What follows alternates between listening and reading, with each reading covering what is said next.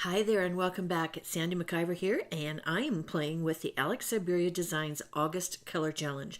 To make it even harder on myself, I'm going to try and make some Christmas cards. So I dug around in my stash and I came up with these 6 pieces of cardstock. I'm thinking that they're pretty close, but then I thought, why don't I use ink? So sometimes if you don't have the exact colors that you're looking for, you can actually make your own cardstock by just using ink and white cardstock. That's what I'm going to do today. To save a bit of time, I've already ink blended most of these colors, so you basically just take a 4 1/4 by 5 1/2 piece of white cardstock, get out your blending brushes and blend your little heart out until you get all the colors that you need. And you see I've already die cut a couple of these, and I'm just going to quickly show you my blending technique. I'm working on my glass mat, and I just bring it in off the glass mat and blend it in a circular motion until I get the coverage that I'm looking for. I don't need a very big piece of this yellow because it's just going to be the 2 little dongs inside the bell. So that's why it's so little. And cleaning up my mess with my rag, and we're ready to start die cutting. The Syberia dies I'm using today, background is going to be the Meadow Magic Cover Die. I'm going to use Pretty Bows. I'm going to use Falala and Jingle Bell Joy. I just got this one, so I'm looking forward to playing with it. So I've gone ahead and die cut most of my pieces, and I'm just double checking. My bow is the dark blue. The holly and the pines are the 2 teals. Okay. And then the pink is the bells, the yellow is the little clacker inside, and I'm about to show you where I'm going to put the orange. The orange kind of really threw me off, so I'm taking a little creative license here. You can call it cheating if you want. I'm going to call it creative license. I am taking my little pink bells, and I've got a light and a dark pink, so I'm just adding a new layer of the light pink over the entire thing. And I'm going to do all 4 of them because I'm going to change to the darker pink color, and I don't want to have to clean my brush every single time going back and forth between all 4 of those little pieces. So we're just kind of adding another layer of color, so it's brightening it up a little bit. I did the backgrounds for these yesterday and they dried, and as ink normally does, it faded out a little bit as it dried. So I'm adding a little bit of life back in. Now I'm coming in with this darker pink, and I am going to add a little bit of a shadow down each side of the bells, and they're going to end up being in the center when they're placed on the card together. So I was just kind of thinking there. That's why I paused for a minute to make sure that I was getting the shadow on the correct side. So again, adding a little bit of the darker pink, and I think this is Raspberry Bliss. And all these inks are from Pink Fresh Studios. The first light pink color was Sparkling Rose. And then we are going to add the orange. So I'm just cleaning up the pink, moving that out of the way, bringing in my orange brush. I'm going to add orange to the bottom of the background piece. And it does actually change the color of the bell quite a bit. And I'm adding it down the shadow side as well. And like I said, you might think I'm cheating, but I'm calling this creative license. You can see the orange if you look really closely. So I'm going to be layering these, and this is how the shadow is going to look. And I'm going to repeat this process with the smaller one. Again, adding the orange down the shadow side of the top and the bottom on the bottom piece. Cleaning up my little mess, and we're going to get ready to put these together.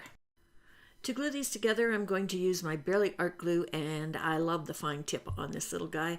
And we're just going to put a dab of glue at the bottom on the background piece, and then use my Simon Says Stamps Place and Score tool to add the clacker to the bell base. The Place and Score tool has a wax end on it, so it makes it really easy to pick up all these little pieces of cardstock and layer these things together. I think it was originally for gems and things to put on the cards, but I find it works really good for paper piecing too. So I'm just adding the top layer to each of the bells and making sure that I have them stacked nicely.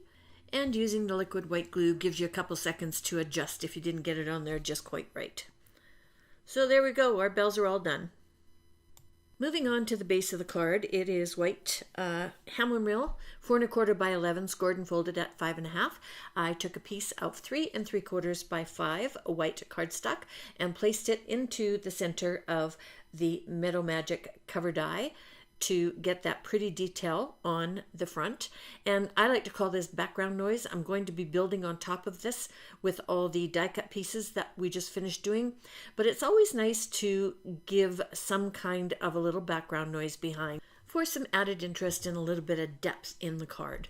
So I'm using tear tape to attach this. I like doing that because this is quite strong tape and I don't have to press hard to get it down. So if my front is embossed of any way, I am not pressing out the embossing. And you just lay this down, you tear it to end the piece, then you pick the corner and remove the protective cover, fold back any overhang, and then you just attach it to the front of your card. And I'm going to try really hard not to get my head into the video and to get this on here straight. Something that is hard to do because my head is way back so it doesn't get in the camera way. Hopefully we get close. Here we go. Okay, sticker down. Let's go. Yep. And I like to flip these over and give it a good burnish just in case I've got some ink on my fingers. And we are now ready to start building. So I'm going to start with all of the background pieces, in particular the fur pieces. And I've got 5 of them cut, so I'm going to put 2 at the top, and then I'm going to angle out 3 of them along the bottom. And I'm starting in the left-hand corner. I'm going to end up putting a sentiment in the bottom right-hand corner, also on an angle so that everything balances out on the card. So again, I'm using liquid white glue. I think this is Nouveau this time. It has a little bit bigger hole in it, so I get a little bit more glue out. And I'm just laying them down gently, just in case I need to move them. And all you need is a little piece on the end. I like actually having the tips loose so that they can lift up a little bit and also add a little bit of dimension to the card. So again, using the white glue gives you a little bit of time to negotiate and move things around. And I'm leaving that big hole in the middle, and that's okay because the bells will cover it. And adding my last little bit of glue to that last piece. And yep, that one's got glue on it. There we go. Okay, so next we're going to add the bells. And I am going to add some foam squares to do that. I'm using Simon Says Stamp School squares. They come in 2 sizes. I'm going to use the small ones. And this one I've actually cut in half. So I am using little half pieces because I'm thrifty. If you cut them in half, they go twice as far, right? Okay, so just again, peel off the protective covers. And these are going to be centered over the little fir branches.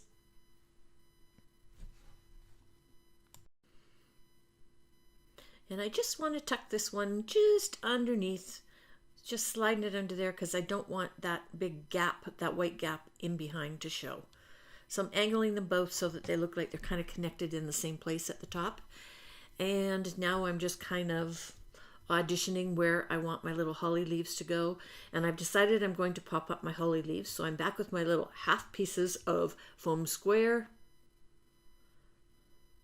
And I'm going to add 1 piece to each of the ends of the holly. And so this is going to hold them up at the end that is sticking out to add dimension to my card. And I'm not going to bother with any glue because the other tip is going to be underneath the bells. So there's no need to glue it down. So you just remove the protective cover from the little half foam square and pop it underneath the bell. And these have a nice little embossed detail on them. When you die cut them, that happens. So there's some added interest there as well. So, and then I'm going to pop 2 in near the bottom. And I'm going to angle them out as well. So I did cut 6, but I ended up only using 5. And I have another card to show you at the end of the video. I actually reversed the colors, and I didn't use as many on that one. I think I only used 3. So now I have my dark blue, and that's my bow, and I'm going to attach that to the top, just like that. There we go. That's kind of pretty. Unfortunately, you can't see the background detail right now, but in the pictures that I'm going to show at the end, you can. Okay, moving on to the sentiment. I took a small piece of white cardstock and used the dark pink ink, the Raspberry Bliss, blended that, and so I cut my Falala out of that. My shadow for the background I'm doing in white. So I've got all of that ready to go, and I'm just showing you that I use the Falala die. And I'm going to use tweezers and my Barely Art glue because it is a nice fine tip. I just popped the little insides of the A's out, and you just need to add a couple little dots of glue here, there, all the way along, because you want it to lay flat, but you don't want a whole bunch of glue oozing out when you go to put it onto the white shadow background. It does dye clear, but you know, you don't need glue everywhere. Okay, so the first piece goes down, and I like to put this piece down first because then it allows me to balance out where the F goes. So again, we're just going to pick it up with the tweezers. These are reverse tweezers. I like these for holding on to little tiny pieces. And a little bit of glue and fa-la-la-la-la. All right, turn this over. Add some more little half pieces of square foam tape. This stuff's amazing. I love it. And it's not too tall that you don't have to make extra postage on your envelopes either, which is nice. You get, you know, a little bit of depth on your card without a whole bunch of extra money on postage. Okay, so removing the protective covers, and we're going to pop this down near the bottom, and I'm also going to angle this. I decided I wanted everything on an angle today for some reason. Just like that. Ta-da! Okay, we're almost finished our pretty little card. We just need to add a little bit of bling. So I'm going to use the Spectrum AB Color Essential Gems from Spellbinders. And I like to do in groups of 3 or 5. So in this case, I'm going to do 5. And I'm using the medium and smaller medium, a mixture of those two sizes to go around the card. And you might notice a new card just hanging out there over in the corner on the left-hand side. I did another one, but I reversed the colors. So I'm going to show that to you in just a sec. First off, I have to show you my bling. And then here's the second card. So I changed out the colors just ever so slightly. And I put the blue in the background. And then I made all of the branches white. And I still have the holly as my dark green. And my pink and orange on my, and yellow on my bells. So there's a different version for you. I hope you enjoyed today's color challenge card and that you will jump in and join us for a challenge. Everything I used today is linked underneath this video in the comments, and there's also a link over to my blog if you want some more details. If you enjoyed today's video, please consider giving us a thumbs up and subscribing, and don't forget to ring the bell and you'll get notified every time we load a video to this site. Thanks so much for stopping in. Until next time, toodles!